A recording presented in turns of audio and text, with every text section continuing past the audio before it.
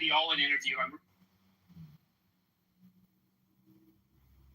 I'm really excited to be joined by, back to All In, Harvard professor Graham Allison. Professor Allison, welcome back to All In.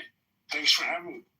We last had you at the summit in Los Angeles, so it's great to have a conversation. A lot's happened since we last got together. For the audience, Graham Allison's the founding dean of the Harvard Kennedy School. He's advised every Secretary of Defense since Kissinger. He's helped dismantle 12,000 Soviet nuclear weapons, and his book, Destined for War, remains the definitive framework for understanding the U.S.-China relationship. I think it's worth kind of bringing forward some of the things that have happened in the world since we last met.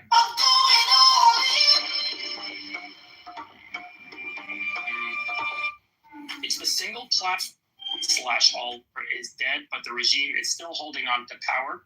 Where do you think this conflict will take us, and are we sleepwalking into World War III? Well, thank you again for having me back. You'll have a great podcast. I enjoyed the summit, and I'm sorry we're not there in person to catch up, but I think about Iran, how much to say. So this could be a long lecture. Let me just see if I finally got it. First point is that there's more questions than answers.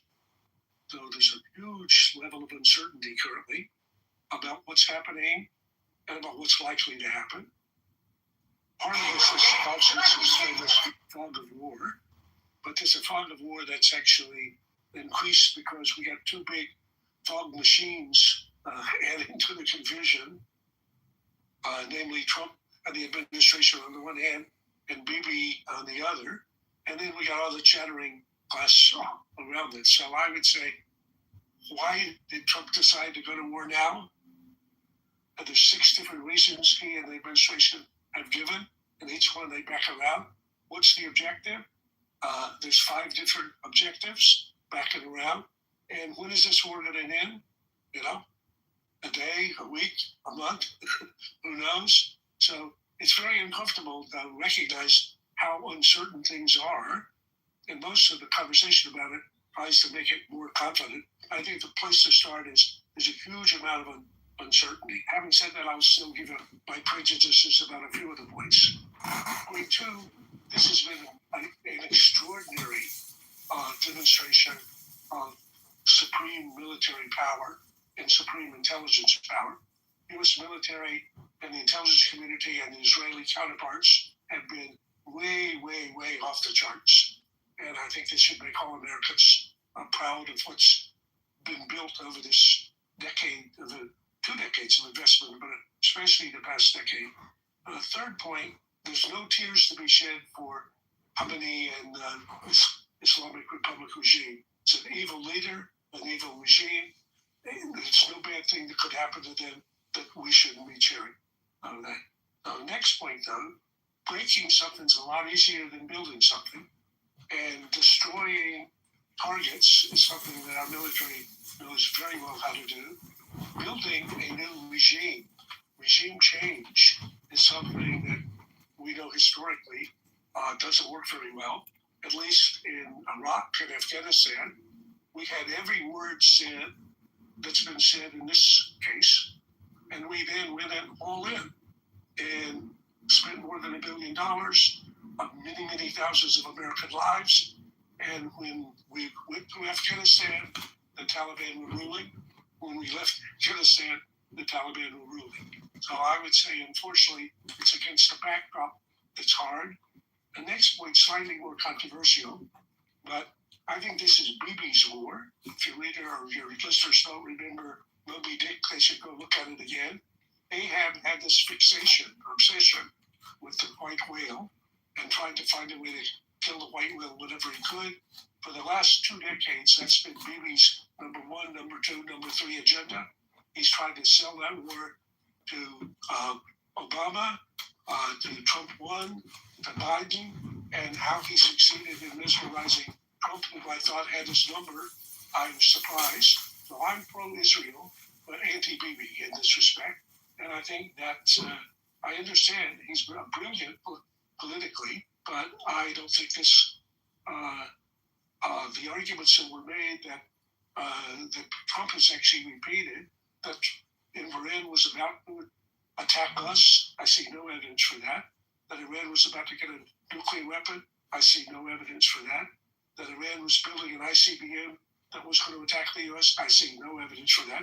There's many, many bad things about the Iranian regime, but not most of the claims that were made. So I look at this and I hope it turns out well, but I remember that in wars, very frequently it's easy to get in and it's quite difficult to get out.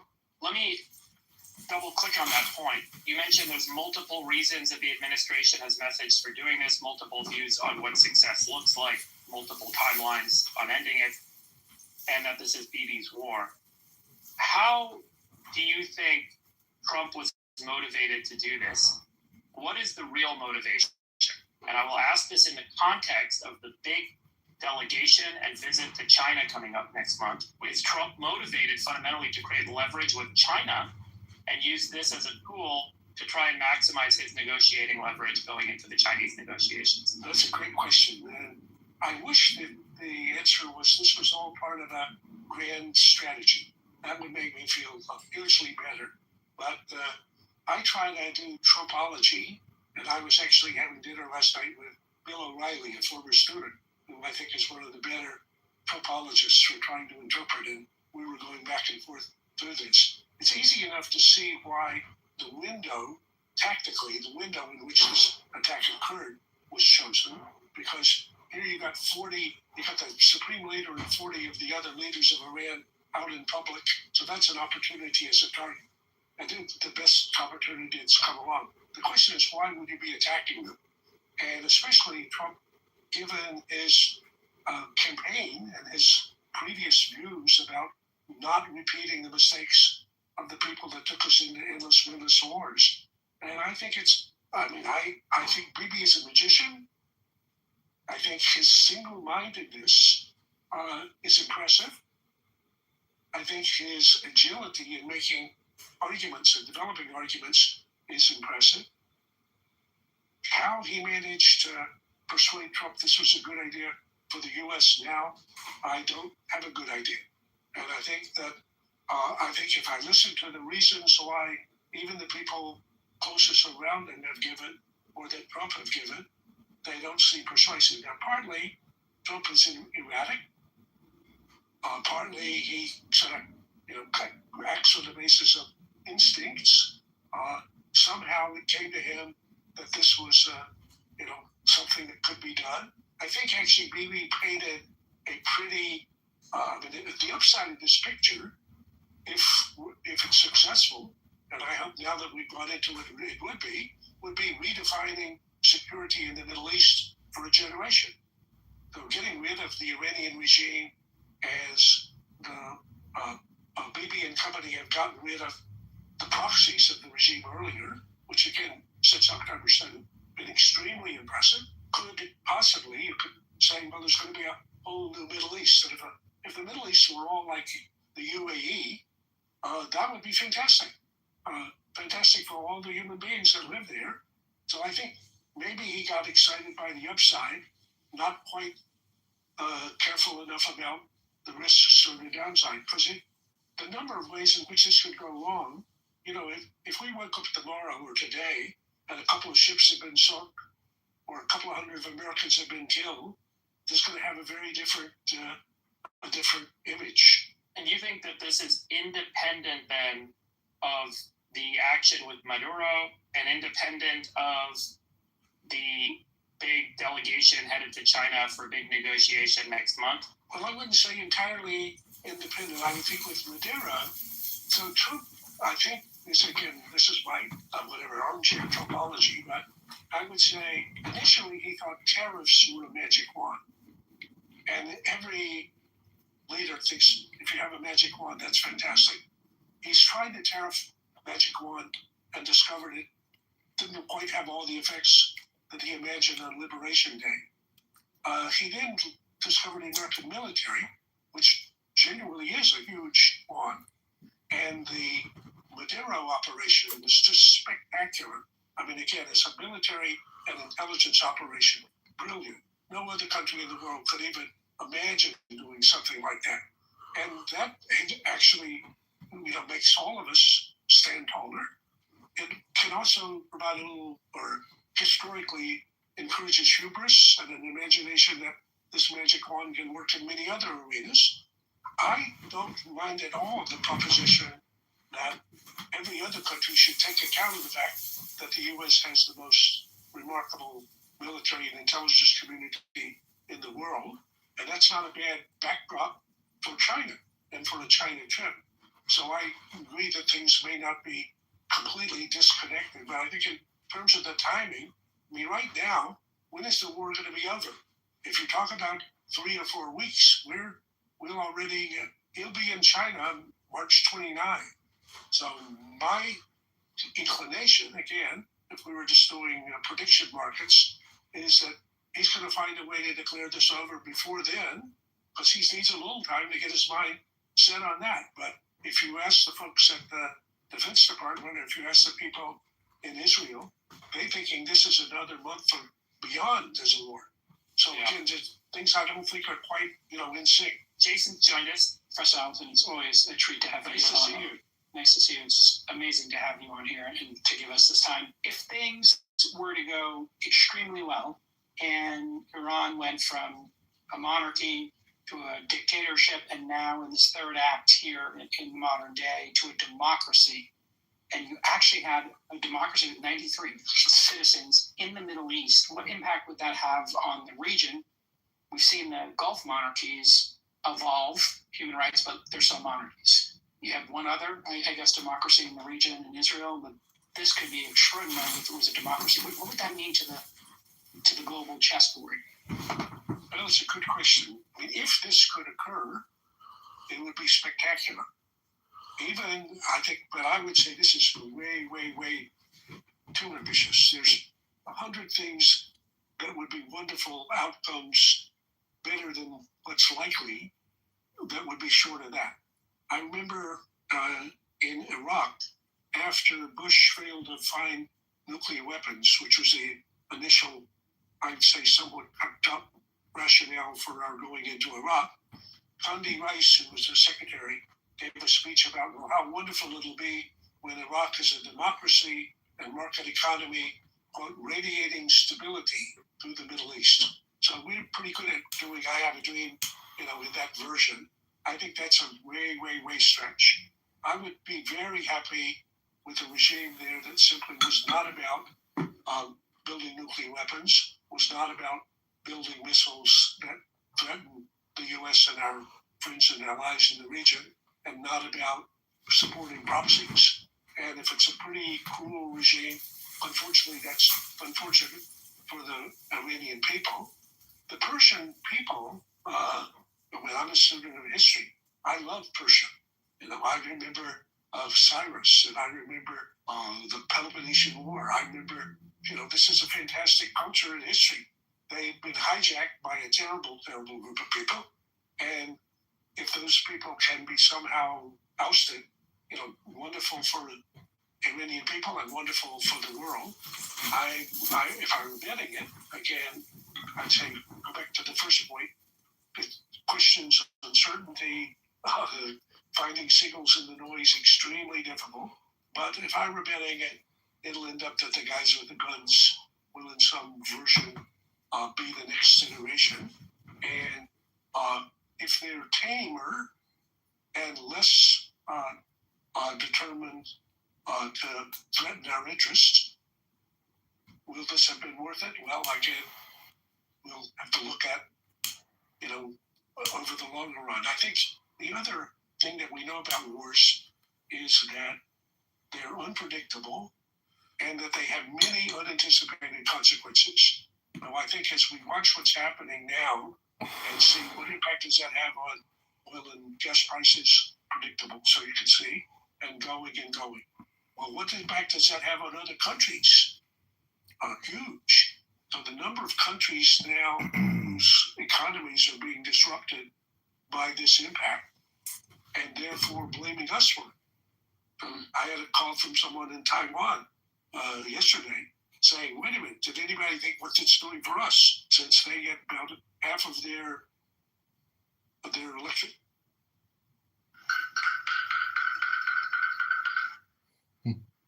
People don't like my videos. Currently, they're annoying. Call Kitover investigators.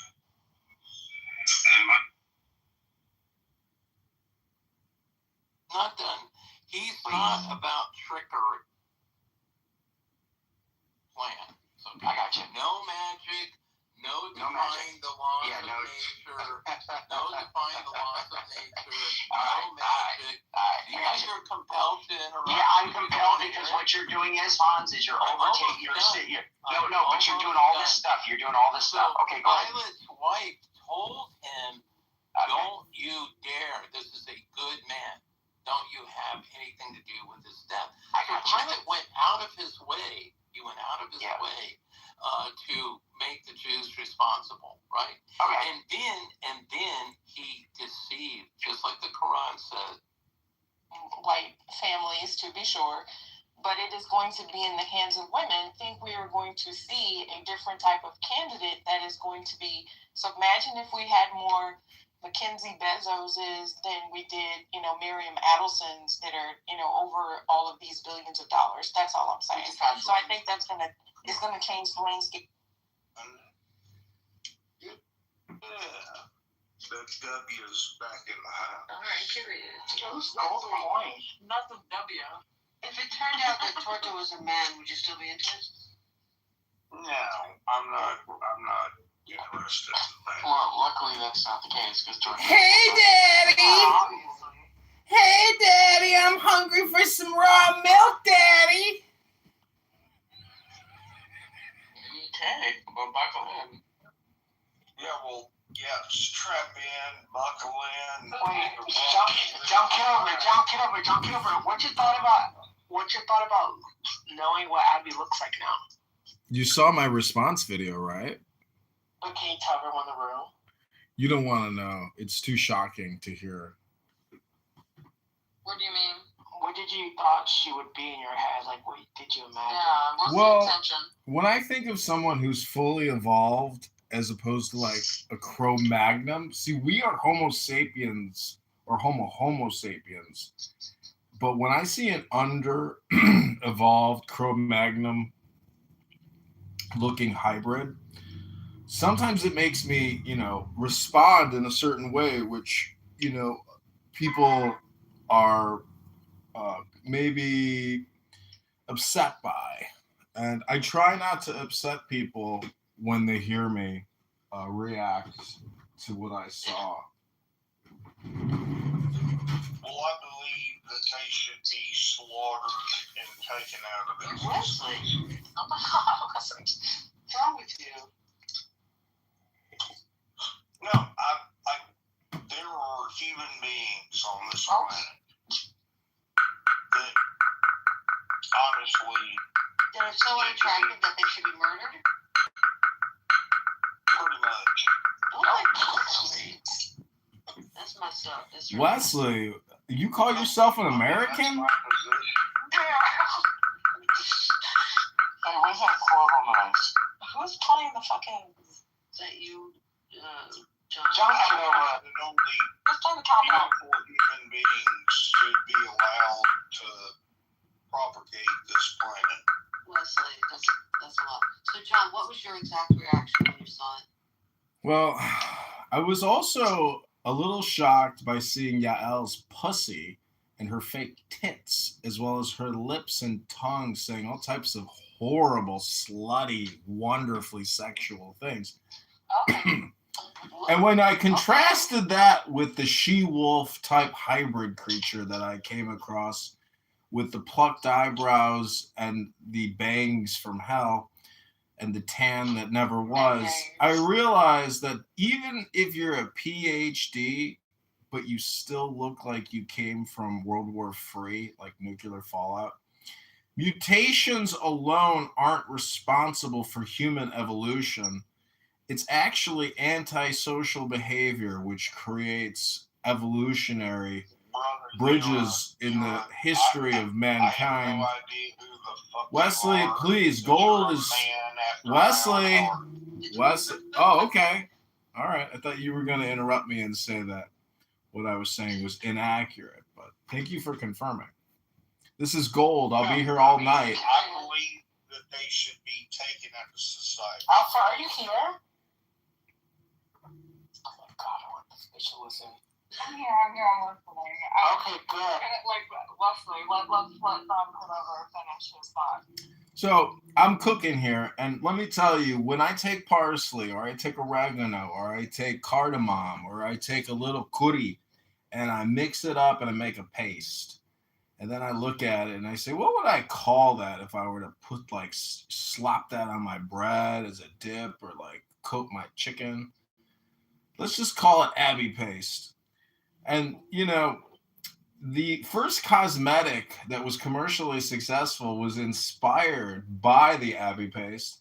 The Abbey paste is a little bit like a regurgitation, meaning that, have you ever puked and then realized that everything you eat turns into a paste and then it turns into your poop? And so when I think of what a fart is, generally, it's air passing over a turd. And what's so important to know is on this app, as somebody pointed out to me on my YouTube live recently, if you fart, will you shit your pants? And that is the question here, ladies and gentlemen, because everyone is going through the same door, the same bridge, the same gateway to the next level of this life we call game. I mean, this game we call life. And so if you fart, will you shit your pants? And I personally think burps are grosser than farts. Because a fart... That's not a fucking question. Well, I believe that if you're farting and burping, all systems are go. Your body is functioning. What the fuck is that noise? I feel like John Kitover kind of lost his train of thought and just started kind of spitting whatever. Yeah, done job anyways. That was gold. I'll be here all night. Did you see your telegram? I kind of was interested in like what you thought she was going to look like. Like, who did you think that Yes, she was I'm going to looking be? for it. Well, I never envisioned in my worst nightmares that she would look like a hybrid cat creature from the movie The Children Under the Stairs, but, you know, it's always unknown. Sometimes you think you're like a cute little tulip living in some mountain place where they cook, you know, goats and camels in the mountains and then feed the meat to the children. But when I think of what it could have been versus what was, it is so shocking, so revolting, so physically upsetting that I literally let out a scream of utter horror and terror at the image that I saw before me. Because when I think about what that cute little bunny is, or what that cute little tiny Furby creature is, or any other of the cutesy little pictures, and then when I saw what was behind that cute little PTSD, that cute thing, I get back to my PTSD. It's affecting my well-being. Just thinking about that image again. What was that thing? What was it? Oh God, was it alive? Was that thing actually alive? That mutant hybrid creature? Was it some type of CIA UFO experiment hybridization creature? What two people made such a thing? So John, the question is, if she was a nice person, would you have viewed her differently?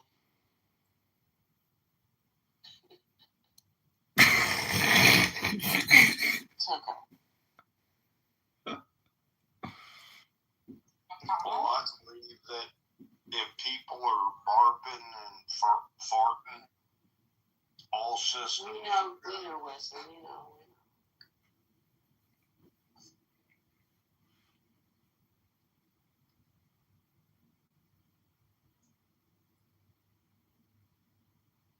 Georgia, what's on your mind? I'm looking for the picture for Edie. Oh, Abby. John, if we bring you up, are you gonna? Have you not seen her? No. Oh, okay. Let me see. I might. Only I just sent it to you. So let me ask you this: do you think ugly people in society actually modify their behavior in order to come in more in alignment with their beauty, standards or position? I mean, DeWitt, come on, but you exaggerated very much. If she was a nice person, you would not think any of those things you just said. Well, I'm literally doing a routine for the sake of the audience but I mean, she's not ugly at all. No, I'm sure on her best, Friday, Saturday night, if the feeling's right, she looks great, But I mean, that's after like 2 or 3 gin and tonics. And also, the moon can't be out. There can't be any light out there. It's got to be dark and mysterious. And sequins, a lot of sequins to sell that.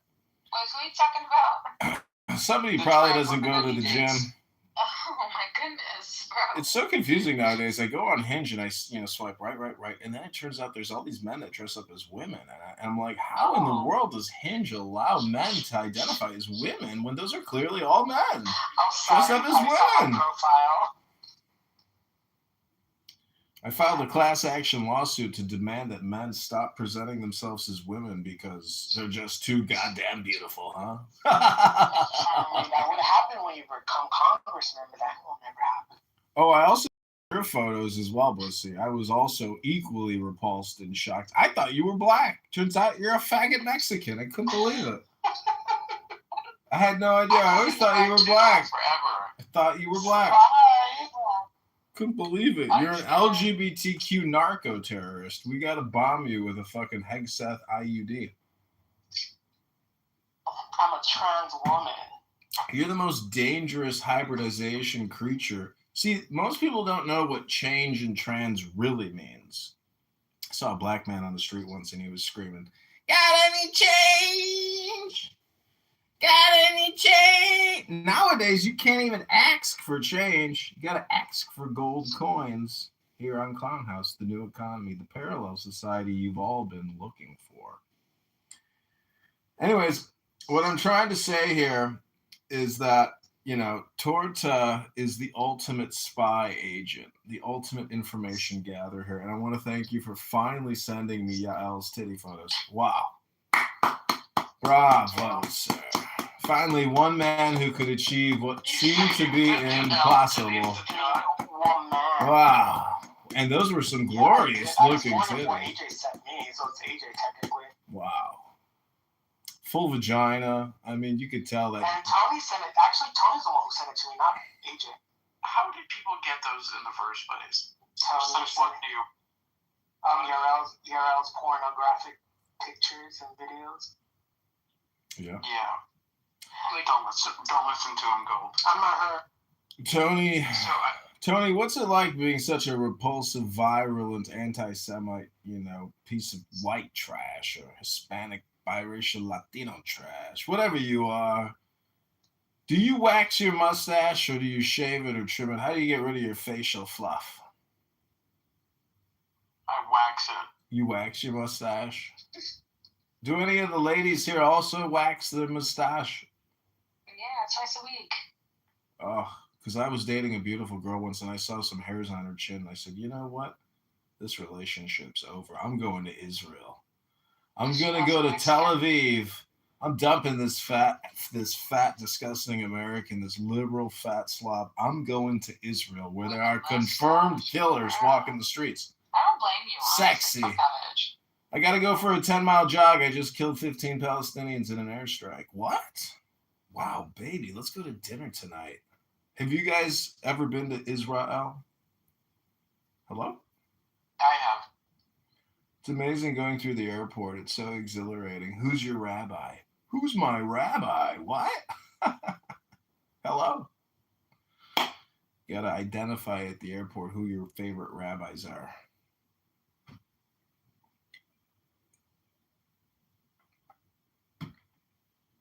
But anyways, back to the DNA. I know COVID-19 spawned a lot of mutant creatures, but I had no idea that one of them was amongst us. From when all the UFO and the alien,